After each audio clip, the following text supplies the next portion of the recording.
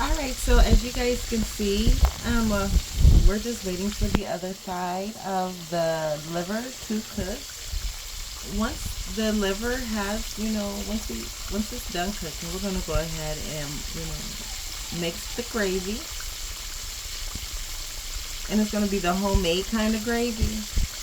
So if you guys ain't never made homemade gravy, don't even fret. Oh, I'm over here sweating. Don't even fret if you don't know how to do none of that. I got you. So we're gonna go ahead and get the gravy started. The grease is already seasoned, but say less. Let's go back and. All right, so we're gonna let that simmer up a little bit more. I also did cut up some potatoes and onions. So here's our potatoes and a few pieces of onion, and we're gonna get ready to toss that up here in a moment also. All right, so we're gonna go ahead and move our meat out of the grease.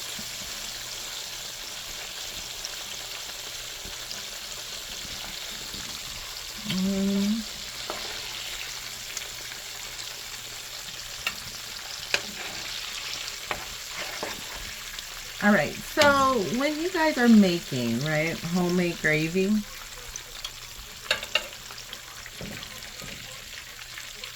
the key to the gravy is one, to always use the grease that you fried your meats in, because you want it to have, those seasonings up in there. You see all this? We want all this to be in the grease. So let me turn this down some. All right, so with homemade gravy, right, I turned the grease down on low. We're just going to sprinkle, you guys, a little bit of flour, right? The flour is going to help give us the texture we're needing, right? So give me a second because I got to multitask. We're going to go ahead and get a whisk, or, for those who know about it, you can use your fork.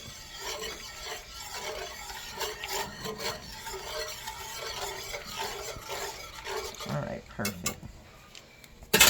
So let me get that up. So we want it to get thick, right?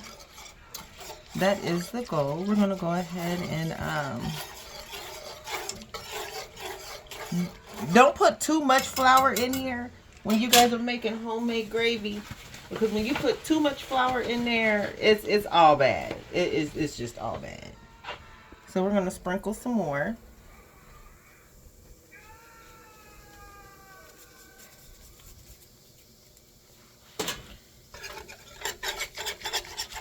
Go ahead and whisk that up a little bit. Make sure you get all the extra meat at the bottom. Make sure all that's loosened up because that got seasonings in it. Okay, perfect. So we got that in there. All right. Now we're gonna add just a little bit of water.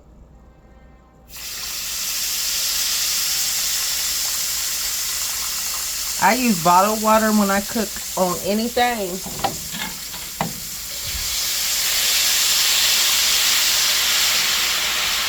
Look, it's a little foggy, but that's okay.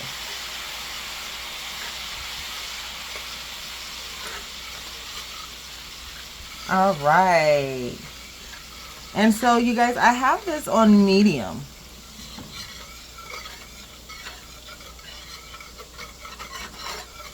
Okay.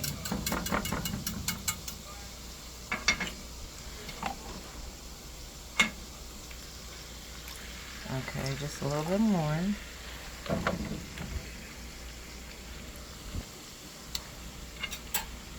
Yeah, once I go ahead and pull out the rest of my equipment and find the rest of my supplies, quality will be a whole lot better on videos. That just didn't happen today. Oh. What we want to do now is let this cool down. We've already, you know, cooked the flour. We're gonna let this cool down. Now, as it starts to cool, that's when we'll really start to see it thicken up. As you guys can kind of see it now, it's getting, we've gotten it brown.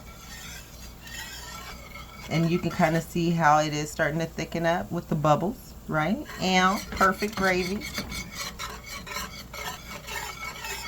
I'm just gonna, you know, keep just getting that in there, stirring that in.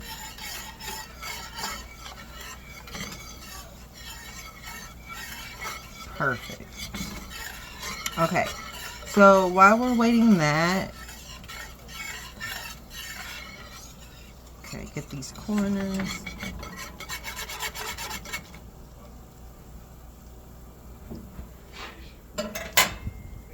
We're gonna go ahead and throw our onions in here.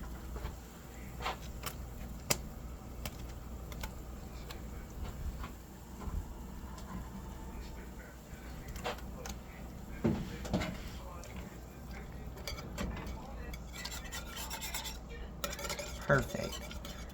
And just wait for that to cool down a little bit. All right. So when your gravy starts to thicken like this, you guys, and you in there. So we're just gonna go ahead and keep stirring this. As soon as it cools, we're not even cool. What we're about to do now, once we finish with the gravy, now the gravy now has the onions and everything in there, you guys. We're gonna go ahead and our oven is on 400 degrees. Like Juvenile. Okay, don't listen to me. Okay, but 400 degrees temp. Gravy popping. We're gonna go ahead and pour our gravy into our liver and onions. That looks so good. Okay,